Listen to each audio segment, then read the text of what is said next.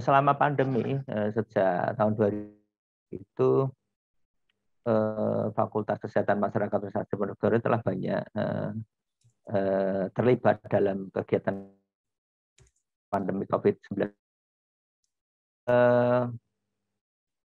Betul, ilmu kesehatan masyarakat ini pas banget kalau diterapkan di dalam penanganan pandemi COVID-19 ini, karena sifatnya di kesehatan masyarakat itu adalah menekankan pada upaya promotif dan preventif, sehingga saya yakin ini baik oleh masyarakat.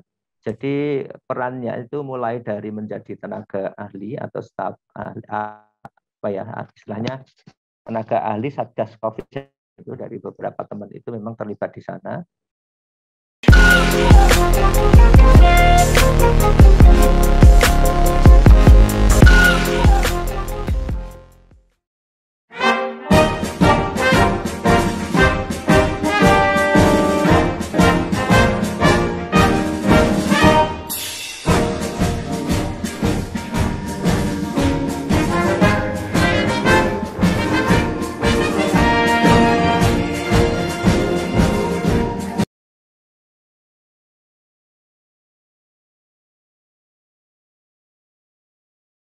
Assalamualaikum warahmatullahi wabarakatuh. Bersama saya Bambang Sadono di channel Inspirasi untuk Bangsa. Mudah-mudahan channel ini selalu bisa memberi inspirasi, motivasi, edukasi, informasi, syukur bisa membantu mencari solusi.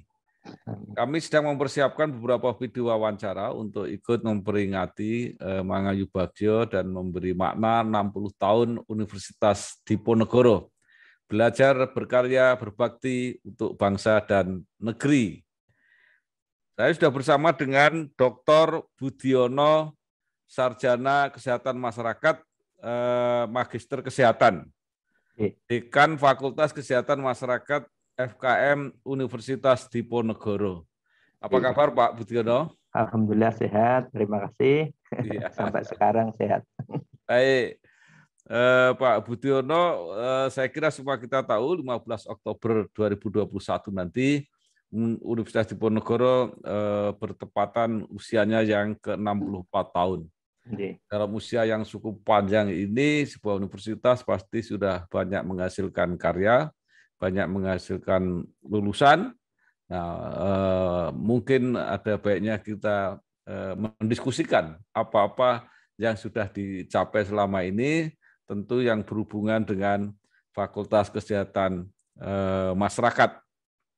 Nah, yang pertama, fakultas ini untuk ukuran Universitas Diponegoro tergolong muda FKM ini. Ya.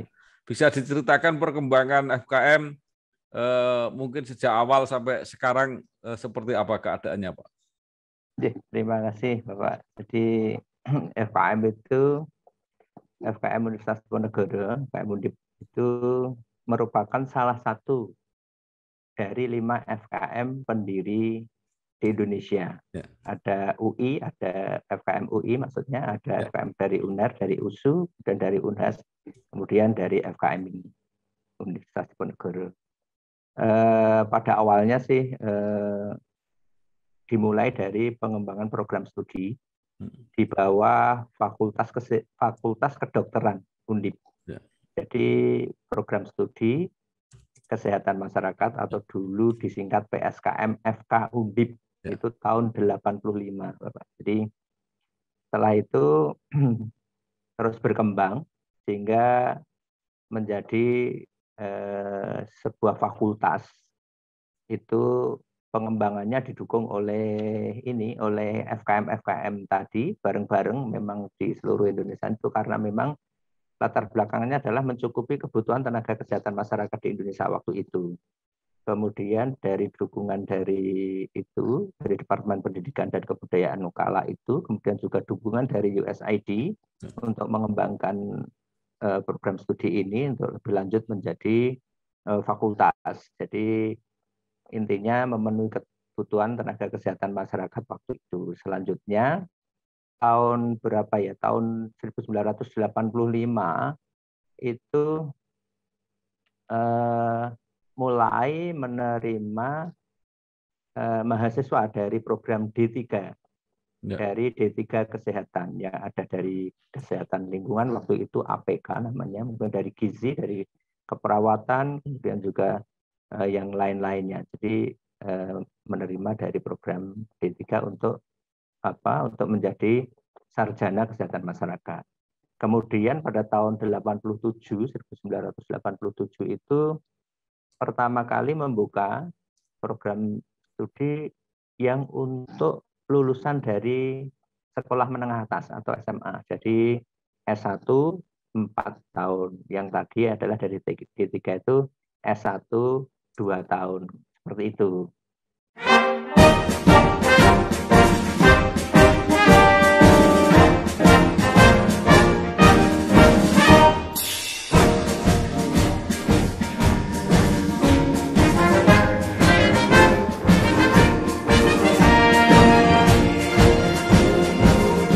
Selanjutnya tahun 1993 itu terbit surat dari Kementerian Pendidikan dan Kebudayaan SK begitu tentang pendirian Fakultas Kesehatan Masyarakat Universitas Diponegoro. Waktu itu bersamaan dengan Fakultas Matematika dan Ilmu Pengetahuan Alam atau dulu disingkat MIPA, kalau sekarang namanya FSN. Jadi FKM waktu itu bareng berdirinya dengan MIPA begitu. Kemudian pada tahun 2000 ya, kalau tahun akademik itu kan antara jadi tahun 99 sampai dengan tahun 2000 itu selanjutnya dibukalah program magister atau S2 karena memang tadi tuntutan dari Kementerian Kesehatan waktu itu untuk meningkatkan kualifikasi sumber daya kesehatan. Sehingga waktu itu sudah membuka program S2 Kesehatan Masyarakat. Itu tahun 2000 atau istilahnya ya peralihan kan 1999 dari 2000. Selanjutnya berkembang lagi pembukaan S2 itu mulai dari S2 Kesehatan Lingkungan tahun 2001, S2 Promosi Kesehatan tahun 2001, S2 Epidemiologi tahun 2001, dan S2 Gizi Kesehatan Masyarakat tahun 2003. Kemudian jauh melangkah terus itu berkembang, berdirilah S3. Itu relatif sangat muda kalau S3 ini tahun 2014. Jadi Doktor Ilmu Kesehatan Masyarakat atau sekarang sesuai regulasi yang ada itu namanya Doktor Kesehatan Masyarakat. Seperti itu Bapak. Jadi ceritanya FKM itu dari perkembangan mulai dari masih di bawah Fakultas Kedokteran sampai berkembang menjadi fakultas sendiri. Dan kalau kita merujuk akreditasinya, kualifikasi pengakuan eksternalnya, dalam hal ini dulu itu oleh BAN PT, tapi mulai tahun 2015 itu diakreditasi oleh Lembaga Akreditasi Mandiri Bidang Kesehatan. Jadi sejak tahun itu kita FKM itu dari 5 program studi atau dari beberapa program studi tadi semuanya mendapatkan nilai A atau sangat baik atau excellent, kecuali memang S3 karena memang baru, dan S3 itu mau reakreditasi nanti visitasinya tanggal 20-21. Jadi kami sudah menyiapkan untuk itu insya Allah. Doakan kawan.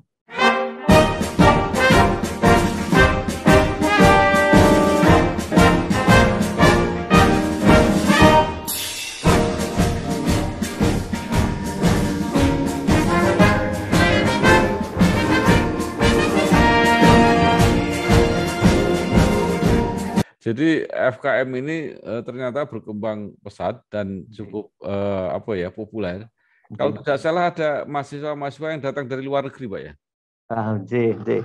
Betul sekali. Jadi selain akreditasi itu kami juga memiliki akreditasi internasional di AUN itu.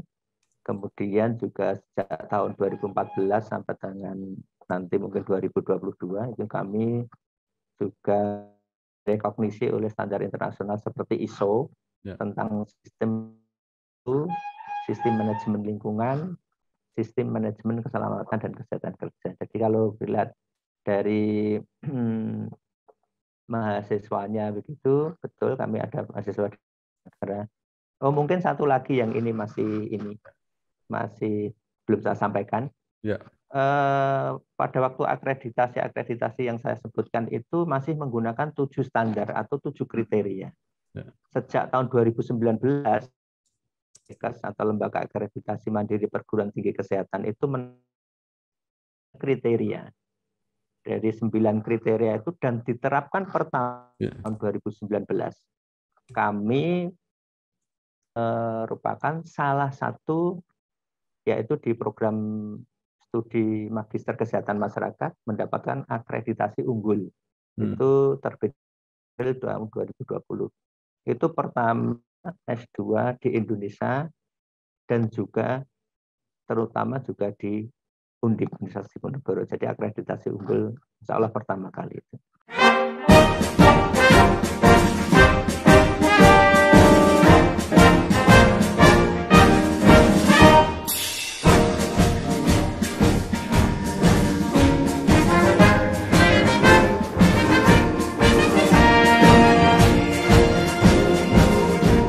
Kemudian terkait dengan mahasiswa tadi, betul kami sejak lama sebenarnya sejak berdirinya S2 itu mahasiswa yang dari mancanegara. Ada program-program seperti sandwich waktu itu, kemudian di Malaysia, Thailand, Kamboja, itu dulu ada mahasiswa-mahasiswa alumni dari kami. Kemudian ada mahasiswa yang sifatnya hanya semester, kemudian juga itu juga ada, itu dari Jerman, kemudian dari Palestina, kemudian juga ada beberapa dari Nigeria maupun Arab Saudi itu.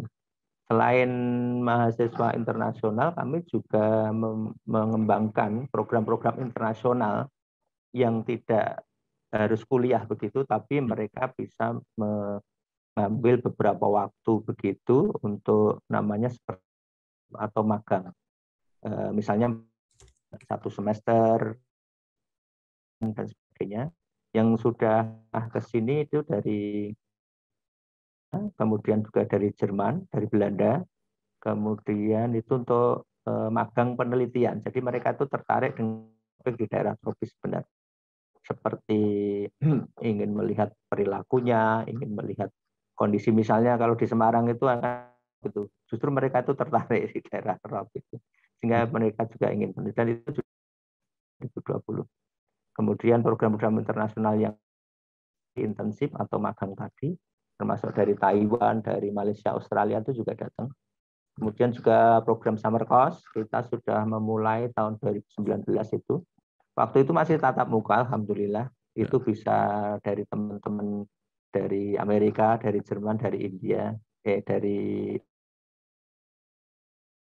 Libya, dari Palestina.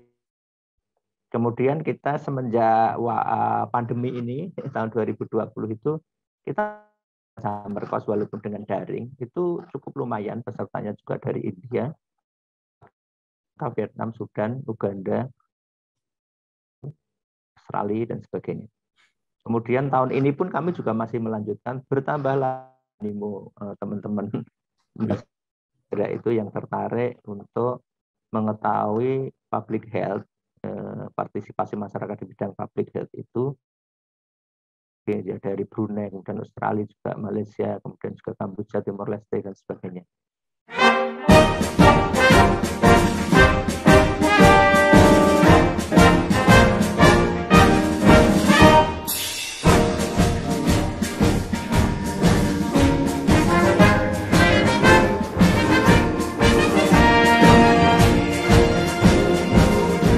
Ya, bagus sekali Pak Budiono, luar biasa reputasi internasionalnya. Nah, di FKM Undip ini juga ada program studi epidemiologi yang ini sekarang sedang dibutuhkan keahlian itu ketika kita mengalami pandemi COVID-19 ini. Nah, kemudian apa yang bisa diberikan oleh UKM Undip ketika masyarakat atau negara membutuhkan pengetahuan tentang pandemi ini, Pak? Selama pandemi, sejak tahun 2000 itu Fakultas Kesehatan Masyarakat Universitas Diponegoro telah banyak terlibat dalam kegiatan pandemi COVID-19. Ilmu kesehatan masyarakat ini pas banget kalau diterapkan di dalam penanganan pandemi COVID-19 ini, karena sifatnya di kesehatan masyarakat itu adalah menekankan pada upaya promotif dan preventif, sehingga saya yakin ini baik oleh masyarakat. Jadi perannya itu mulai dari menjadi tenaga ahli atau staf ahli, istilahnya tenaga ahli Satgas COVID itu dari beberapa teman itu memang terlibat di sana sampai dengan sekarang masih. Jadi memberikan menganalisis, kemudian memformulasikan, memberikan masukan informasi terkait kebijakan-kebijakan yang pemerintah daerah Provinsi Jawa Tengah. Selain itu juga untuk pemerintah kabupaten kota yang ada di Jawa Tengah ini. Kemudian juga dengan hal itu COVID-19 ini juga termasuk teman-teman dari kemudian juga Dinas Pendidikan dan Kebudayaan Provinsi Jawa Tengah itu juga kami dilibatkan dalam merumuskan, termasuk misalnya sekolah dan tatap muka dan sebagainya itu. Kemudian juga terkait dengan apalagi seperti workshop edukasi tadi sampaikan untuk memberikan promosi pemahaman kepada masyarakat itu kami lakukan karena kami juga bekerja sama dengan stakeholder misalnya dari agensi seperti UNICEF itu kami bekerja sama untuk memberikan istilahnya itu technical assistant kepada daerah walaupun secara daring karena memang ada keterbatasan saat kondisi pandemi ini. Misalnya tadi training, workshop, edukasi, kemudian juga mendorong ini peningkatan vaksinasi terkait COVID-19 ini. Kemudian tadi juga sekolah, kepada sekolah, bagaimana program-program kesehatan yang selama ini ada itu dalam masa pandemi ini. Misalnya cakupan imunisasi dasar atau yang reguler atau yang misalnya campak, polio dan sebagainya itu seperti apa terdampaknya. Ya, itu kami juga memfasilitasi itu.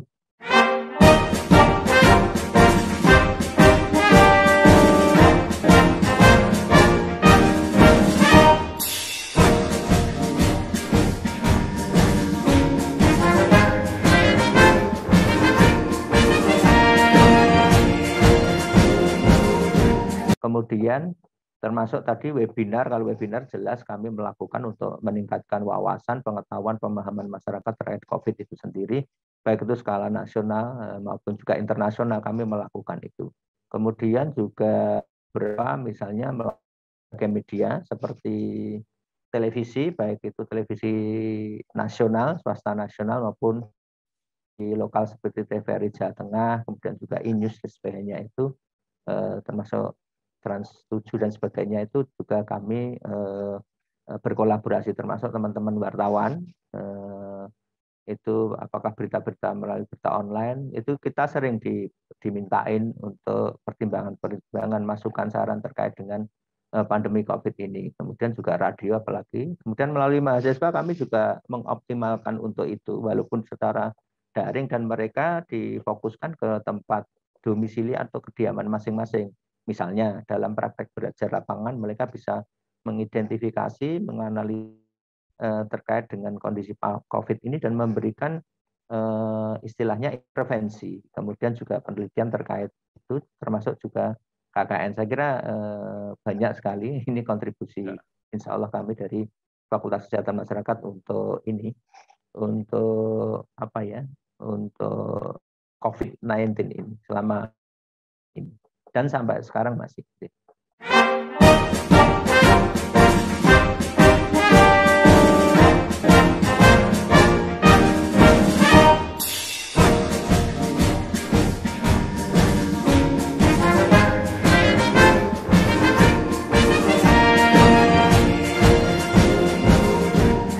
Pak Budiono, dari sisi ilmu ya, apa yang perlu diluruskan? Baik apa yang sudah dilakukan sebagai kebijakan pemerintah ataupun yang jadi pemahaman masyarakat mengenai COVID ini. Nah, kadang-kadang kan mungkin ilmu punya pendekatan yang pemahaman yang beda.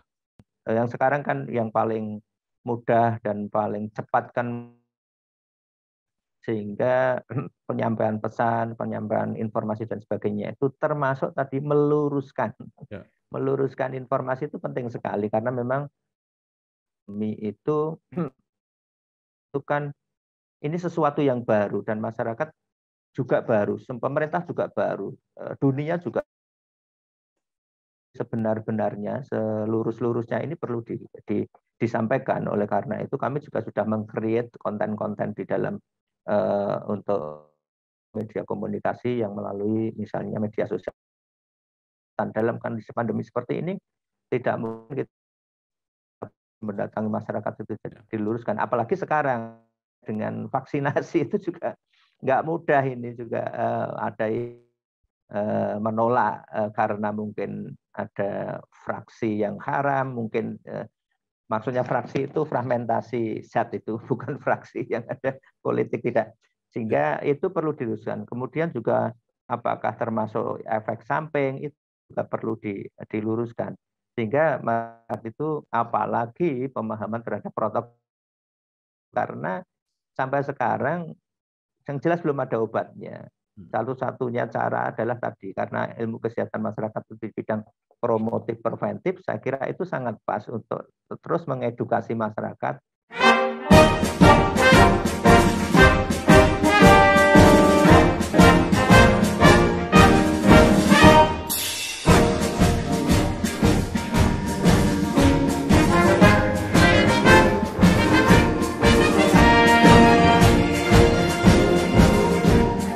Sekarang ada tanda-tanda ya bagi orang awam, pandemi COVID ini sudah mereda.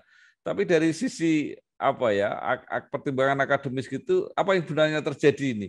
Apa benar-benar akan landai terus atau akan mungkin juga ada serangan-serangan berikutnya gitu, Pak? Terima kasih. Selain tadi bisa mentaati protokol kesehatan itu mestinya sesuai dengan regulasi yang ada. Tadi misalnya terkait dengan level PPKM dan sebagainya. Kemudian yang terkait dengan tadi, ini kan tidak bisa menolak ya, artinya perkembangan virus ini selalu beradaptasi, artinya virus itu selalu berevolusi, sehingga dia akan menjadi varian baru, apa yang disebut di berita-berita oleh ahli dan sebagainya itu adanya varian baru seperti mungkin mulai dari Alpha, Beta, kemudian juga Delta kemarin yang menyebabkan infeksi besar-besaran itu. Kemudian juga sekarang muncul lagi varian baru Mu yang sekarang masih terdeteksi di Asia, itu mungkin di Hong Kong ya. Jadi itu hal-hal yang tidak mudah saya kira untuk bisa pandemi ini apakah bisa berjalan nanti lambat cepat selesai atau tidak, itu tergantung beberapa hal. Satu, tadi ketaatan kita terhadap protokol itu mesti jelas. Karena apa? Karena sifat penularannya jelas dari orang ke orang. Sehingga kalau kita tidak taat, itu akan mempercepat atau meningkatkan risiko. Kemudian juga vaksinasi. Vaksinasi sendiri bisa melindungi dari keparahan atau tingkat keburukan dari keparahan sakitnya itu. Sehingga orang yang sudah divaksinasi barangkali lebih ringan gejalanya dibanding orang yang tidak divaksinasi. Namun demikian vaksinasi ini juga tidak seluruhnya bisa melindungi 100%. Artinya apakah orang yang divaksinasi tidak bisa terkena? Bisa. Oleh karena itu dulu waktu awal-awal itu juga perlu diluruskan, itu orang yang sudah vaksinasi sudah buka masker, sudah ke sana kemari, ternyata kena lagi. Artinya ini nggak mudah lagi. Kemudian munculnya varian baru ini dengan vaksin yang ada sekarang ini, apakah juga poten terhadap itu? Belum tentu juga, karena inilah yang barangkali bisa menyebabkan hal itu tidak mudah mereda. Dan data sekarang memang betul turun, jadi kasusnya turun, kemudian juga angka kematiannya barangkali masih agak lumayan ya, tapi kasusnya terlihat itu secara grafis, secara data turun. Nah, ini juga perlu dikonfirmasi lagi apakah penurunan ini karena memang tracing dan testingnya juga turun sehingga hasilnya juga turun. Apakah juga memang benar-benar turun secara effort, misalnya adanya PPKM, adanya vaksinasi, adanya pengetatan penggunaan atau pengetatan ketaatan terhadap protokol kesehatan dan sebagainya.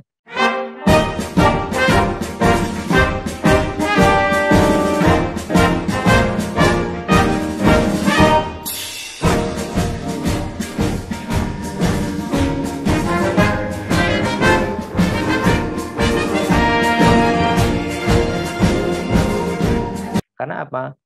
Karena kita tahu bahwa untuk vaksinasi saja kan belum seluruhnya mendapatkan, apalagi sekarang vaksin itu masih berlaku untuk orang-orang yang usianya 12 tahun ke atas, sedangkan yang kurang itu kan masih banyak. Kemudian juga cakupannya, kalau kita lihat akselerasi vaksinasi di kita secara nasional pun juga demikian kan.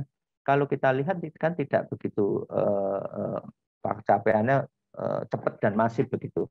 Nah inilah yang menyebabkan barangkali untuk mencapai tanda petik kekebalan kelompok yang ditargetkan 70% itu kalau penduduk Indonesia mungkin sekitar 181 juta yang harus divaksin itu tidak mudah. Karena apa? Ini kaitannya juga nanti ke anggaran, barangkali juga distribusi, pemerataan dan sebagainya. Sehingga apa yang harus dilakukan supaya tadi, apakah itu variannya baru atau variannya lama, yaitu tadi aktivitas atau intervensi non farmasi, non obat, non perawatan itu yang bisa dilakukan apa itu ya social intervention tadi, misalnya jaga jarak, pakai masker, tidak berkerumun, tidak bepergian atau ke sana kemari kalau tidak urgen dan sebagainya itu harus dijalankan. Sehingga apa? Barangkali kalau ini nanti tidak bisa mandek dalam waktu dekat atau berkurang dalam waktu dekat, berarti apa yang bisa dilakukan?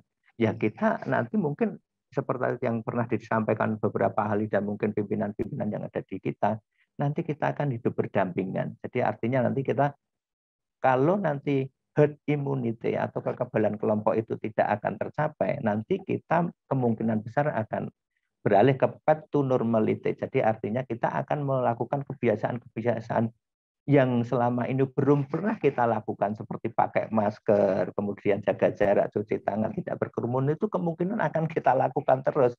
Sehingga itu yang barangkali ya apakah ini mereda atau tidak tergantung tadi datanya itu, tracing, testing dan sebagainya itu yang tahu siapa? Yang tahu masing-masing daerah, kabupaten, kota, yang tahu mereka semua. Sehingga terkait dengan data imbas turun, kalau secara data tadi kelihatan memang menurun, tapi secara lebih detail lagi kalau kita lihat misalnya tracingnya seperti apa, testingnya seperti apa, dan sebagainya itu mungkin perlu dianalisis lebih lanjut. Saya kira itu.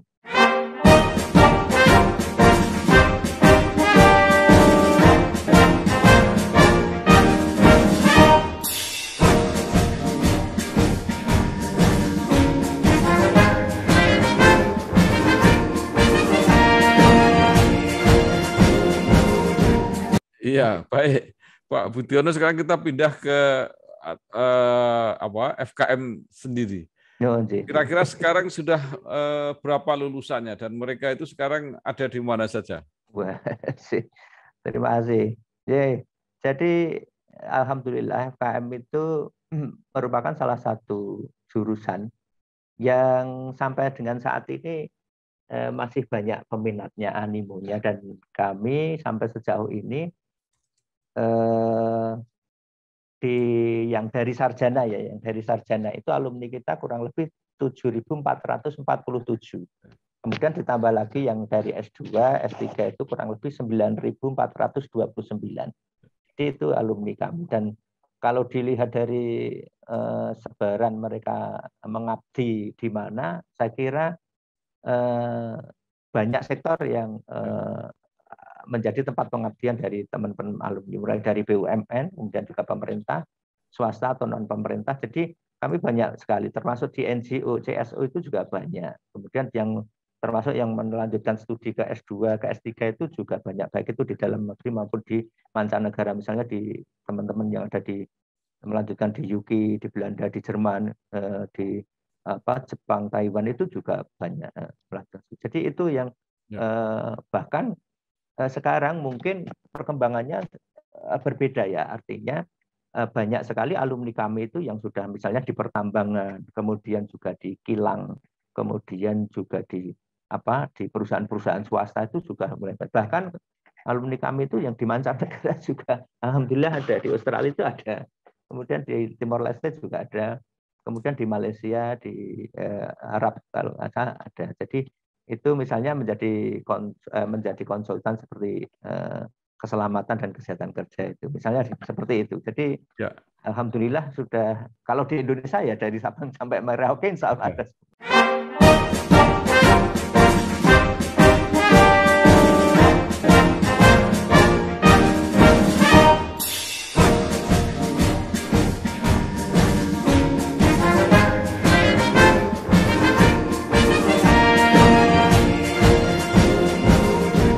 Nah, sekarang fakultas ini sendiri mungkin ke depan punya apa program, punya target, punya apa yang akan dicapai? Mungkin sedikit melanjutkan alumni tadi. Bahkan kami untuk kerja itu ya, Nun Sewu. Kami dari data alumni Treasure tadi itu 11% itu sebelum lulus sudah mendapat kerja. Ini menyambung tadi. Ya. Kemudian apa yang akan dikembangkan oleh kami? Kami jelas karena paradigma pendidikan sekarang oleh Mas Menteri itu sudah digeser, misalnya Merdeka Belajar, artinya kami juga harus responsif terhadap itu.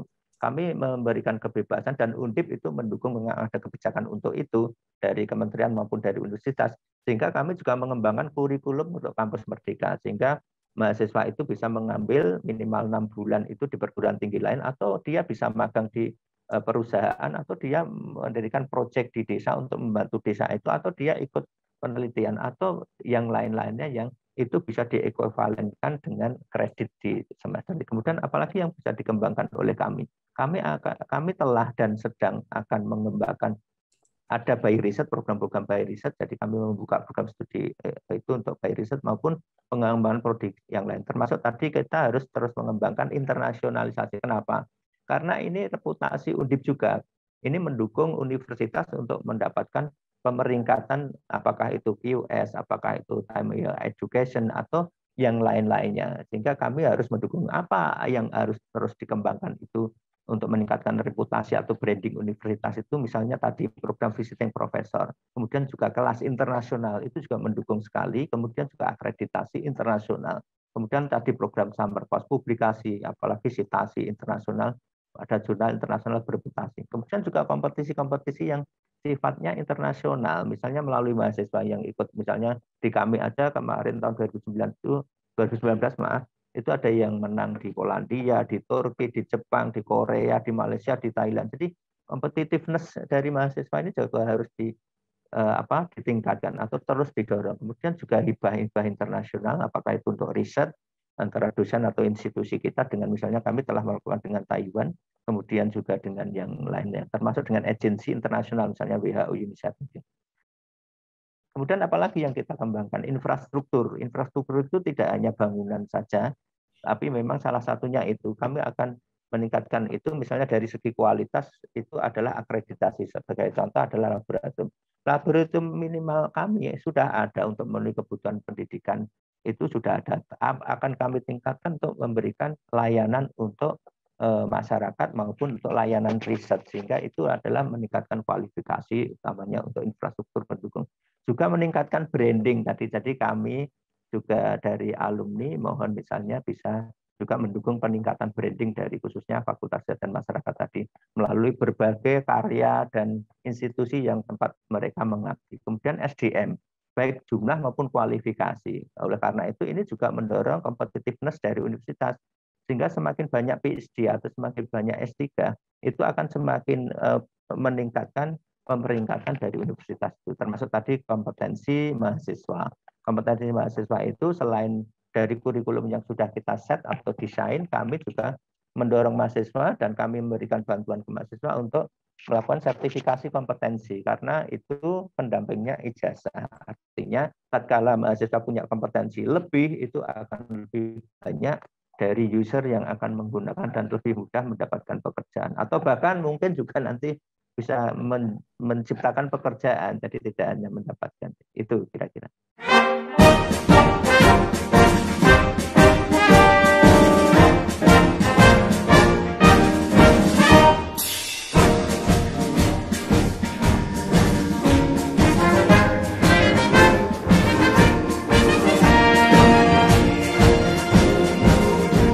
Baik Pak, terakhir apa yang diharapkan dari institusi, mungkin dari masyarakat atau mungkin dari alumni supaya bisa mendukung apa yang ditargetkan oleh FKM ini? Jadi prinsipnya kami minta sampaikan dan siarkan FKM dengan hal-hal yang positif. Apakah itu capaian dan sebagainya, silahkan dari teman-teman alumni.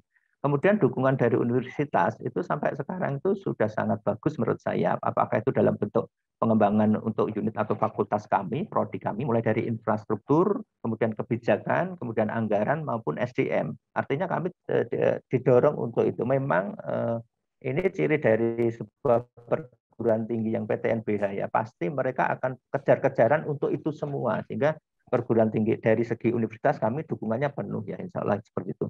Kemudian dari masyarakat luas sendiri itu kami sudah jelas itu. Selama ini dukungannya sangat baik dan saya mengucapkan terima kasih. Itu ditandai oleh apa sih? Kepercayaan selama ini yang diberikan ke kami. Satu, kerjasama tadi. Kami itu banyak sekali kerjasama dengan institusi baik pemerintah, non pemerintah, baik itu nasional, internasional, lokal dan sebagainya, itu banyak sekali. Sehingga itulah salah satu dukungan masyarakat terhadap kami yang saya nilai sangat positif dan itu bagus untuk kami. Kemudian juga animo masyarakat untuk masuk ke Fakultas Kesehatan Masyarakat ini juga tinggi. Artinya itu bisa dilihat tahun ini kami menempati 5 besar untuk jalur SNMPTN di Undip ini. Jadi termasuk sebaran dari mahasiswa maupun alumni kami itu menunjukkan bahwa kami itu dipercaya oleh masyarakat dan itu dukungan yang sangat luar biasa menurut saya. Kalau kita lihat sebaran itu dari Sabang sampai Merauke itu ada semua dari mahasiswa maupun alumni. Kemudian dukungan alumni sendiri ya kami masih tetap mengharapkan jejaring ini diperkuat, ditingkatkan. Kemudian untuk apa sih? Satu, untuk meningkatkan kompetensi mahasiswa. Kenapa? Mahasiswa itu masih di kelas atau masih di kuliah. Sehingga pengalaman dari Bapak Ibu alumni yang sudah ada itu akan bisa memberikan pengalaman, keterampilan yang ada di dalam kelas atau yang masih adik-adik ini yang masih belajar. Lewat apa itu? Bisa lewat alumni mengajar. Lewat apa itu? Bisa mahasiswa itu dimagangkan di tempat dia bekerja. Kemudian misalnya bisa juga kuliah praktisi, kemudian juga bisa kalau ada dari teman-teman itu bisa mendukung beasiswa terutama mahasiswa-mahasiswa yang mungkin membutuhkan beasiswa secara ekonomi. Kemudian dukungan tadi jangan lupa promosi dan branding. Jadi kami mohon bantuan. Karena apa? Itu jelas akan mendukung kami untuk lebih baik lagi. Kemudian yang terakhir juga dukungan dari pemeringkatan dari employer reputation. Nanti misalnya ada survei, ada quest dan sebagainya yang dikirim lewat Google Form, lewat WhatsApp dan sebagainya atau Facebook, Instagram dan sebagainya, mohon itu diisi, kemudian itu akan mendukung kita dan mendukung Undip secara umum. Saya kira itu, Pak. Terima kasih sekali Pak Dr. Budiono, SKM MKes, Dekan Fakultas Kesehatan Masyarakat atau FKM Universitas Diponegoro, yang sudah menceritakan capaian-capaian di FKM. Mudah-mudahan ini menambah kepercayaan masyarakat kepada FKM Undip dan sekaligus juga membanggakan alma mater prestasi-prestasinya. Sekali lagi sukses Pak. Matur suwun sangat. Matur nuwun. Wassalamualaikum warahmatullahi wabarakatuh. Waalaikumsalam warahmatullahi wabarakatuh.